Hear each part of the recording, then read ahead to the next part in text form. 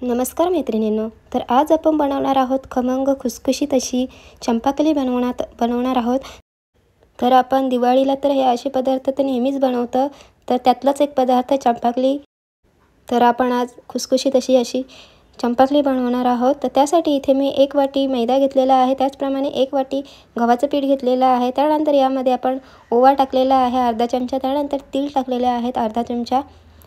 तर इथे चवीनुसार मीठ टाकून घ्यायचं आहे. कोणताही गोड पदार्थ असो किंवा कोणत्याही चवीचा असू दे, पण मीठ तर हवंच कोणत्याही पदार्थात. तर मिठाशिवाय तर पदार्थाची चव जी असते ती अपूर्णच असते. तर इथे मी दोन चमचे साखर घेतलेली आहे आणि अर्धी ते पाऊण वाटी पाणी घेतलेलं आहे. तर आता हे साखर जी आहे ती चांगली अशी पाण्यामध्ये विरघळवून घ्यायची आहे. तर इथे जे आपण साहित्य टाकलेलं होतं, तीळ, ओवा, मीठ, ते सर्व असं एकत्र करून घ्यायचे आहेत. त्यानंतर इथे मी 5 ते 6 चमचे असं तेल घेतलेलं आहे आणि त्या फोडणीच्या भांड्यामध्ये इथे गरम करून घेतलेलं आहे. तर इथे जर का तुम्ही जेवढं गरम तेल टाकणार तेवढी चंपाकली आहे ती खुसखुशीत होईल. तर गरमच तेल टाकायचं आहे यामध्ये. तर अगदी कुरकुरीत आणि खमंग अशी चंपाकली तयार होते जर का तुम्ही गरम तेल टाकला तर इथे तुम्ही पाहू शकता, इथे सर्व तेलामध्ये साहित्य जे आहे ते चांगलं असं मिक्स करून घेतलेलं आहे. तर इथे परफेक्ट तुमचं मिश्रण झालेलं आहे की नाही हे पाहण्यासाठी एक गोळा करून बघायचा आहे. तर तो परफेक्ट झाला तर समजायचं तुमचं पीठ जे आहे ते व्यवस्थित असं तेलामध्ये मिक्स झालेलं आहे. तर इथे थोडं पाणी करत साखरेचा पाणी टाकून मी इथे पीठ जे आहे चांगलं असं मळून घेणार आहे.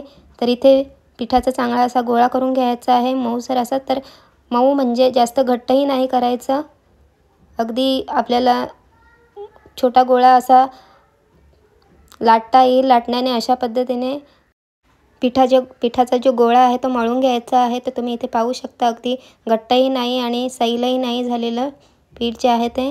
तर इथे आता आपण पीठ चांगलं असं मळून झालेलं आहे. तर इथे आपण छोटे छोटे गोळे करून घेणार आहोत. चंपाकलीच्या पारीसाठी जेवढ्या साईजची आपल्याला चंपाकली हवी आहे त्या साईजचे इथे गोळे आपण बनवून घेणार आहोत. तर इथे मी थोडं पीठ घेऊन इथे मी छोटे छोटे गोळे बनवून घेणार आहे. तर तुम्हाला जर का इथे गव्हाचं पीठ टाकायचं नसेल तर तुम्ही फक्त मैद्याच्या सुद्धा अशा बनवू शकता, किंवा जर का तुम्हाला गव्हाच्या पिठाच्या हव्या असतील तरीसुद्धा अशा पद्धतीने तुम्ही बनवू शकता. तर इथे आपले सर्व गोळे इथे छोटे छोटे बनवून तयार झालेले आहेत. तर आता आपण इथे लाटायला सुरुवात करणार आहोत. चंपाकलीची जी पारी आहे ती आता लाटायला घेणार आहोत. तर इथे लांबसर आकारामध्ये पारीचा जो आकार आहे तो करून घ्यायचा आहे. तर तुम्ही इथे पाहू शकता. आणि ओवा आणि तिळाचं जे प्रमाण आहे ते थोडं जास्त ठेवायचं आहे, कारण पिठाच्या हिशोबाने आपल्याला घ्यायचं आहे. आणि जरी पीठ तुम्हाला कमी वाटत असेल तरी, कारण ज्याप्रमाणे आपण पारी लाटतो त्याप्रमाणे पारीमध्ये असं लाटल्यानंतर ओवा दिसला पाहिजे, जेणेकरून खातानासुद्धा आपल्याला ती अशी खमंग आणि चविष्ट अशी लागेल. त्याप्रमाणे ते तीळ आणि ओवा जे आहे ते टाकायचं आहे पिठामध्ये. तर तुम्ही इथे पाहू शकता मी इथे मधून पारी लाटली आहे, त्यानंतर मी इथे मधून कट देऊन घेतलेली आहे आणि त्यानंतर दोन्ही बाजूने असं त्याचं एकत्र करून घेतलेलं आहे. तर इथे मी चंपाकली जे आहे ते इथे तेलामध्ये आता तळून घेणार आहे. तर चंपाकली बनवताना महत्त्वाची गोष्ट म्हणजे चंपाकली जी आहे ती लाटून नाही ठेवायची, कारण लाटल्यानंतर लगेचच तेलामध्ये सोडायची आहे. कारण लाटल्यानंतर लगेच जर का तुम्ही तेलामध्ये सोडणार तर लगेच ती अशी फुलली जाईल, चांगली अशी पसरेल. तर तुम्ही जर का अगोदर लाटून ठेवलं तर एकमेकांना ज्या आपण कट केलेल्या ज्या लाईन्स आहेत त्या एकमेकांना चिकटून जातील आणि फुलणार नाही व्यवस्थित. तर एका बाजूला तेलामध्ये सोडायच्या आहेत, लाटल्यानंतर लगेचच लाटून ठेवायच्या नाहीत. कारण चंपाकली जी आहे ती अगदी पातळ पारी असल्यामुळे शिजायलासुद्धा वेळ लागत नाही, लगेचच शिजली जाते. तर एका बाजूला लाटायचं काम करायचं आणि दुसऱ्या बाजूने तळायचं सुद्धा काम करायचं, लाटून नाही ठेवायच्या.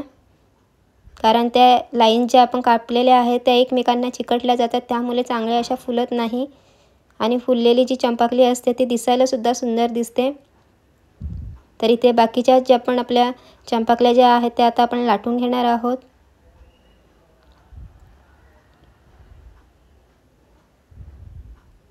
तर चंपाकली बनवायला जास्त वेळसुद्धा लागत नाही, अगदी पटापट अशा बनल्या जातात, कारण त्याच्यामध्ये साहित्यसुद्धा अगदी कमी लागतं. फक्त मैद्याचं पीठ, जर का तुम्हाला गव्हाचं पीठ टाकायचं असेल तर ते सुद्धा तुम्ही टाकू शकता. तीळ, ओवा, गरम केलेलं तेलाचं मोहन टाकायचं आहे. त्यानंतर थोडीफार साखर टाकायची असेल, तुम्हाला गोडसर हवे असतील तर साखरसुद्धा टाकू शकता आणि चवीनुसार मीठ. एवढंच आपल्याला टाकून पीठ जे आहे ते मळून घ्यायचं आहे. तर इथे अशा प्रकारच्या आपल्या चंपाकली ज्या आहेत त्या इथे तयार झालेल्या आहेत. तर तुम्हीसुद्धा अशा पद्धतीने एकदा नक्की चंपाकली अशी बनवून बघा, खूप छान लागतात. अगदी खमंग खुसखुशीत अशा चंपाकल्या तुम्हीसुद्धा बनवा. Bye bye.